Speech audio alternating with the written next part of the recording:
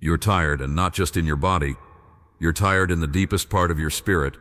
The weight you've been carrying, the one nobody else sees, has grown so heavy, and you're wondering how much longer you can possibly keep going.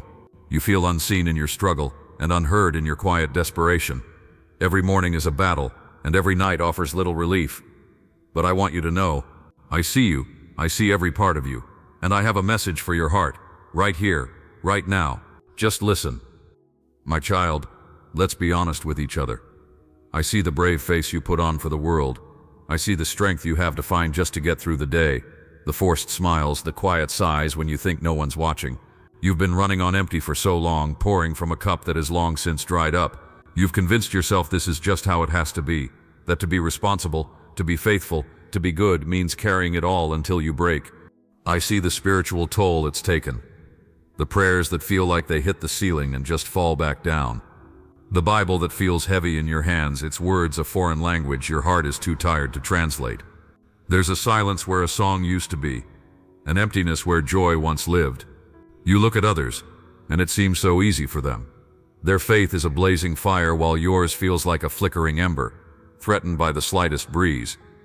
And you feel a profound sense of guilt over this weariness, don't you? You believe you're failing, that your exhaustion is a sign of weak faith or a flawed character. The voice of the accuser whispers that you aren't doing enough, praying enough, or trusting enough. It tells you that you're falling behind, that you are a disappointment. Let me quiet that voice right now. Your weariness isn't a sign of your weakness. It's a testament to how long you've been strong for everyone else. Your exhaustion isn't a mark of your failure, but a signpost pointing to your deep need for me. You've been trying to sustain yourself to be your own source of strength, and that, my beloved, is a weight I never intended for you to carry alone. You are not a machine. You are a soul, and your soul is tired. But the truth is, I've never left your side, not for a moment. In the middle of your striving, I've been here whispering rest. In the chaos of your duties, I've been here offering peace. You've just been so busy holding everything together that you haven't been able to feel my presence holding you. So for a moment, stop. Just stop. Hear my invitation. Come to me, all you who are weary and burdened, and I will give you rest. This isn't just a suggestion, it's a divine command, an invitation into the very rhythm of grace. Let me lead you beside the still waters. Let me make you lie down in green pastures. Picture it in your mind. The soft grass beneath you, the gentle sound of water nearby, the warmth of my presence covering you like a blanket. This is not an escape from reality. This is an entrance into true reality, the reality that I am in control, and you don't have to be. You're afraid that if you stop, the world you're holding together will shatter. You believe your constant effort is the only thing keeping disaster at bay, but that is a burden I never asked you to carry. The sun will rise tomorrow, not because you worried about it, but because I ordained it. The birds will be fed not because you planned for them, but because I care for them. How much more do I care for you? Your worth is not measured by your productivity. Your value isn't calculated by your accomplishments. Before you ever did a single thing, you were my beloved. Your worth was sealed not by your works, but by my love. You are a human being, not a human doing. Let that sink into your tired soul. You are loved, not for what you do, but for who you are. You are mine. If you feel like you are at your absolute end, that your spiritual well has run completely dry, you are not alone. Look at those who have walked this desolate path before you. Remember my servant Elijah. After his greatest victory on Mount Carmel, after he called down fire from heaven, he was so drained that he ran for his life from a single threat. He sat under a tree and prayed to die. He felt like a complete failure, utterly alone. But did I rebuke him for his weakness? No. I sent an angel, not with a lecture, but with bread and water, with rest. I met him not in the wind, or the earthquake, or the fire of his great victory, but in a gentle whisper when he was at his lowest. And what of Moses? He carried the weight of an entire nation on his shoulders.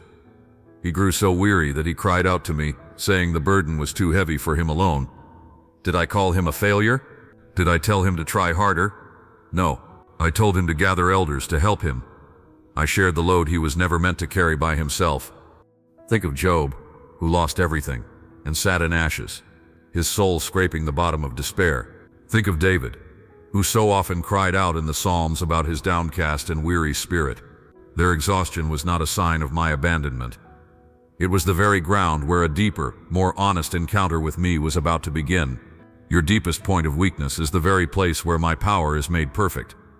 It is not a place of shame, it is a place of sacred potential. So what do you do now, my child? In this moment of depletion? The answer is both profound and profoundly simple. Nothing. For once I am asking you to do nothing. Not to strive more, pray harder, or read more. I am asking you to simply stop. Stop trying to fix yourself. Stop trying to earn my love. Stop trying to hold your world together. Right now, in this moment, just unclench the fists of your spirit. You've been holding on so tightly for so long, just let go. Breathe in, and as you breathe out, name the burdens you're carrying and consciously hand them over to me. That worry about your family, give it to me. That anxiety about your finances, place it in my hands. That fear of the future, release it into my care. The shame of past mistakes, let my grace wash over it. The crushing weight of expectation, lay it down at my feet. This is not laziness. This is not giving up. This is the sacred act of surrender.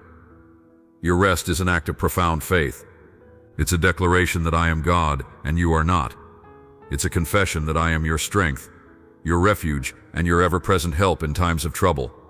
Feel the tension leave your shoulders. Feel the tightness in your chest begin to loosen. Allow my peace, the peace that transcends all understanding, to guard your heart and your mind. Let it flow into you like a gentle river, washing away the grit of your striving and filling you with a quiet strength that comes not from you, but from me. He gives strength to the weary and increases the power of the weak. This is my promise to you. If this message brought comfort to your soul, perhaps you could share it with someone else who may be walking in weariness. You never know who is carrying a silent burden. And if you'd like to create a regular space for rest and encouragement in your week, consider subscribing to the